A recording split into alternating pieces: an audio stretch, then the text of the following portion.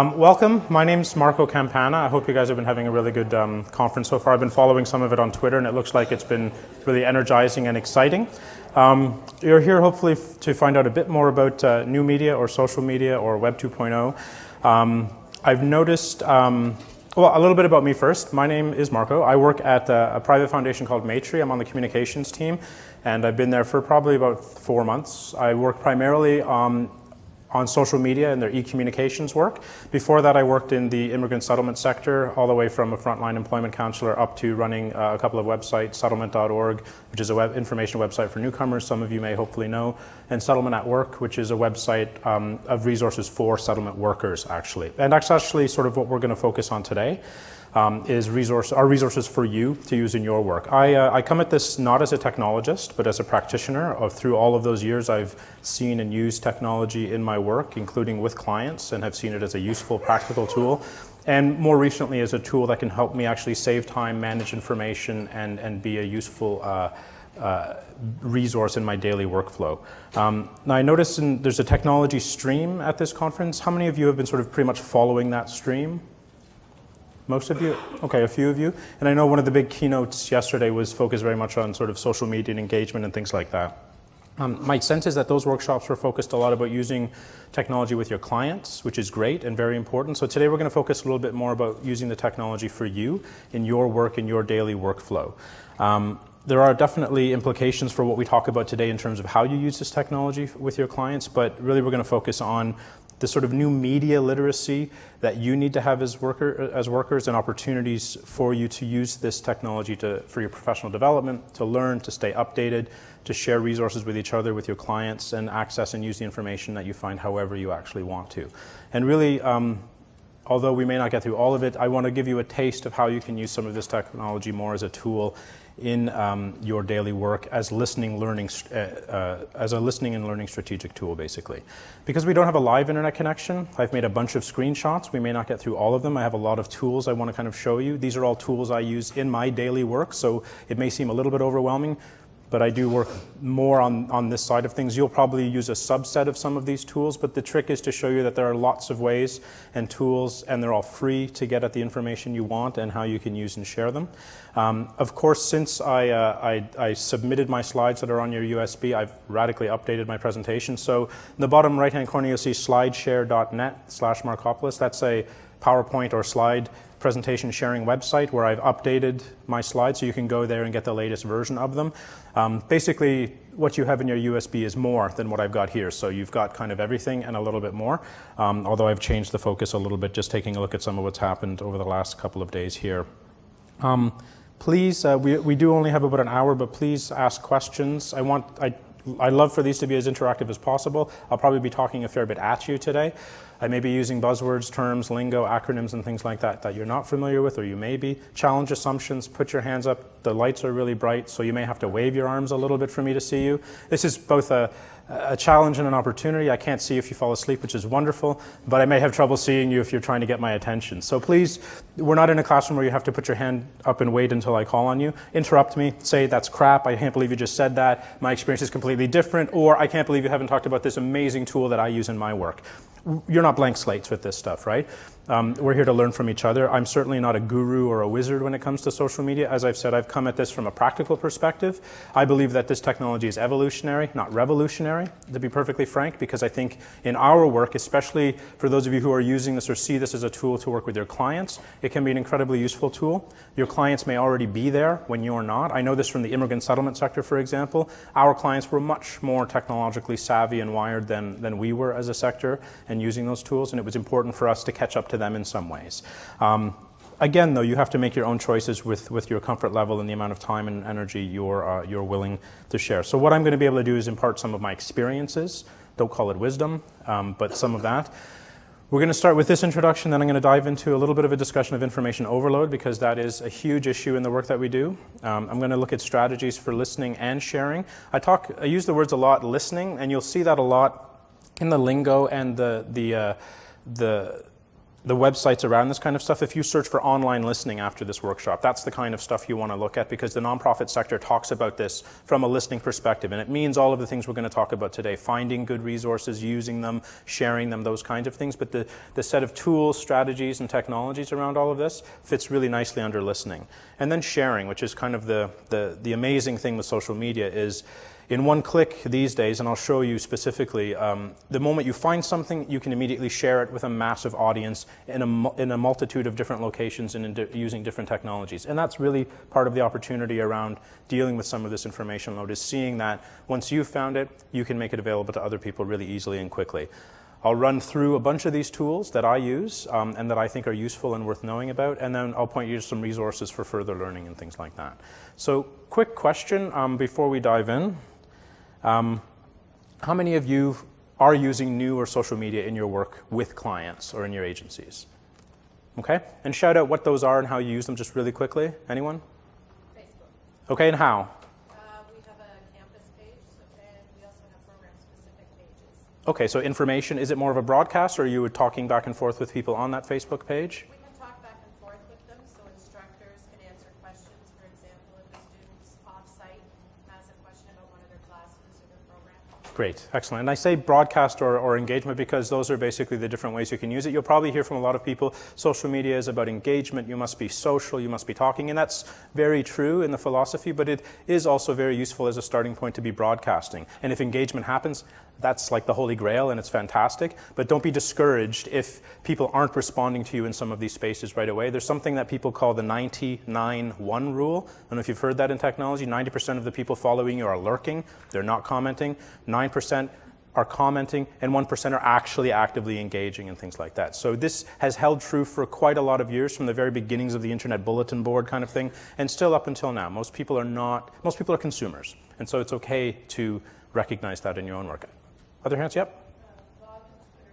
Blog and Twitter, and how do you use those? Just put all their content on the blog. We're hoping to start having more contributors, but ask around the information from the blog and same with Twitter. Okay, did everybody hear that? The key there, putting all of our content on the blog, and that's something that's really useful and kind of mind-blowing for social media, is that if you've created something electronically, a Word document, a flyer, anything, all of that is shareable online. So there's no real excuse for you to not be putting material on the internet in these social spaces, because you can do it as easily as clicking a button, and that's really useful. Other people? Yep? I guess you said we use Blackboard for that too? Blackboard, so that's like a learning management space, kind of like Moodle. There's an opportunity for them to socialize and discuss Absolutely. group work and things like that. Okay, and for the rest of you, how many of you use email as a primary tool for engaging or using with your clients and other people? Okay, so you're all using social media. Okay, that's the bottom line. Email is a social tool. We get caught up in the distinctions of what social media actually means in terms of a technology approach. Forget the media part, although we're going to really look at a lot of media today. Focus on the social. If you're using, I looked at it when I was an employment counselor.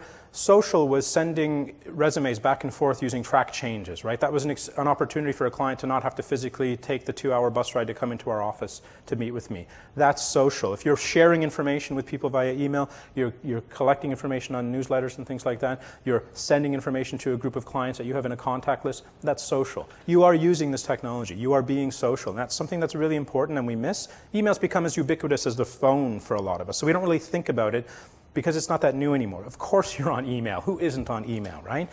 So we don't think about it. It's just a thing we use, and it's annoying, and it's overloading, and it's got all those other issues. But the reality is that it is a social tool, and if at the end of the day that's the tool that you're using because that's the tool your clients are using, and that's the space you need to be in, that's perfectly fine. Become excellent at it is all you need to do, but recognize that you are being social in social media. You are providing client service using your tools. You are engaging stakeholders, funders, all those types of people. So thank you for that. That's kind of the thread through a lot of this stuff, is that don't worry about the tools as much as how you use them. Because if you're using email effectively, and at the end of the day, that's the killer app for you. And it was in the immigrant settlement sector. A lot of work I did there for the last few years was running these kinds of workshops with settlement counselors and workers, and most of them were not on Facebook or using Twitter or using those kinds of tools, but they were actively engaged in email conversations with their clients and other people. So really quickly, just to cover information overload, there's a lot of different kinds of messages you hear. There is none. It's your fault. You're not filtering correctly. It's a filter failure. just deal with it. So we get mixed messages about whether there is or isn't information overload. The reality is that there are lots of different kinds of versions of that, and we're going to discuss that really quickly. So with the person beside you, or even just at your table, if you want to pick one of these questions really quickly, just to get a sense of either describe information overload in your own words, or is there an information problem or information literacy issue that you're looking for to learn more about now? Give yourselves a couple of minutes and then we'll throw them back up here. But that's the question, is what is it that you're trying to learn how to do better? Or how would you describe information overload in your own words? Chat with your neighbors, you can do it. Okay, I hate to do this because you guys are really getting into it and we could just probably do this all day. But let's come back and just really quickly, I heard a few things when I was walking around, so if no one wants to say anything, I'll pick on you individually, but what are some quick things that came out from people? Anyone? Yeah? We're looking for ways to do better online training. Ways to do better online training, synchronous online training. Does everybody know what that means? Real-time online training, so webinars, web chats, that kind of thing? Asynchronous or? Yeah, synchronous. So with video cameras and those kinds of things, right? But synchronous is real time, where you basically are in. It's like being in the same place at the same time, but you can be at your home in your pajamas and just having your webcam on, that kind of thing, right? So, yes. Other? Yep. Sometimes when you go on the internet, you're looking for something for your students to do. Sometimes you get to a site, it says, say low-level math or low-level reading, and you click on it, there's like 400 other sites. So sometimes it's hard to find specifically what you want, because you have to go through them to read the blog to see what they're talking about before you can use it. And the second thing I found frustrating, because it's the first time I've been on the internet, was a lot of times they say free, but once you get in there, it'll say free trial. And that's kind of sneaky, because they ask you to download it. I have to go through a boss, so I can't always, so a lot of times I just skip over it. If it says free trial, I just forget it and don't even bother to try. So two issues there. One, you're being lied to, which is awful and crappy and wastes your time, let's be honest, right? And the other one is garbage overload, which I would call. And we're going to talk a lot about that because that's one of the biggest issues with information overload. You get somewhere and you're overwhelmed because there's too much coming at you and you're not sure how to prioritize it or which one is the right thing to click on. Is this just a link farm site trying to get you into advertisers, or is it something legitimate? And you don't have a lot of time. So that's a really good point. Anyone else? Yep.